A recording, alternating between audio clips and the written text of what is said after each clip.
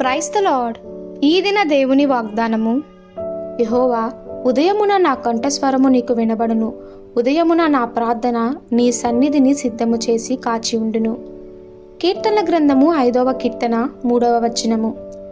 దేవుని స్వరాన్ని ఎలా గుర్తించాలో తెలుసుకోవాలంటే ఆయన నీ జీవితంలో ఇచ్చే సూచనలను వినగలుగునట్లు ప్రశాంత సమయాలను ఎన్నుకోవాలి. హడావుడి, వేగిరపాటు, ఒత్తిడి లేక కంగారు గల జీవనశైలి దేవుని స్వరాన్ని వినటాన్ని కష్టతరం చేస్తుంది. దేవుని ఎదుట నిశ్శబ్దంగా ఉండడానికి ఒక స్థలాన్ని కనుగొనుము. ఏకాంతముగా దేవునితో గడుపుము మరియు ఆయన నీకు అవసరమై ఉన్నాడని, ఆయన నీకు తన మెల్లని స్వరము వినుట నేర్పుటకు కావాలనని చెప్పుము.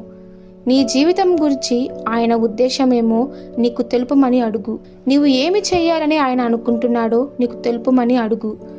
నీవు చేస్తున్న వాటిని వేటిని చేయకూడదని ఆయన అనుకుంటున్నాడో వాటిని తెలుపుమని అడుగు. నిన్ను నీవు దేవునికి సమర్పించుకొని ఆలకించు.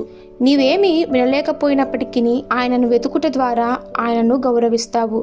నీవు వెతికినట్లయితే నీవు ఆయనను కనుగొంటావని దేవుడు వాగ్దానం చేస్తున్నాడు.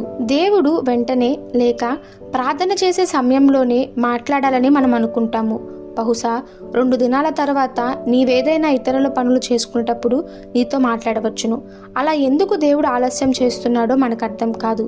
కానీ మనం పట్టుదలగా ఆయనను వెతికి తన చిత్తమును తెలుసుకొని కోరుతున్నామని చెప్తే ఆయన తప్పక మాట్లాడతారని మాత్రం మనకు తెలుసు. ఇదే త్రోవ, దీనిలో నుండి నడువుడి అన్ని వెనుక నుండి ఒక శబ్దము నీ చెవులకు వినబడును. మనం అనుకున్న సమయంలో కాకపోయినా తప్పక ఆయన మనతో మాట్లాడి మనము నడవవలసిన మార్గమును చూపిస్తాడు. నీవు దేవుని సమాధానాల కొరకు వేచి ఉండగా శుద్ధమైన మనస్సాక్షిని కలిగి ఉండు నిమిత్తము ఆయనకు విధేయత చూపుము. ఏకాంతం కలిగి ఉండుము.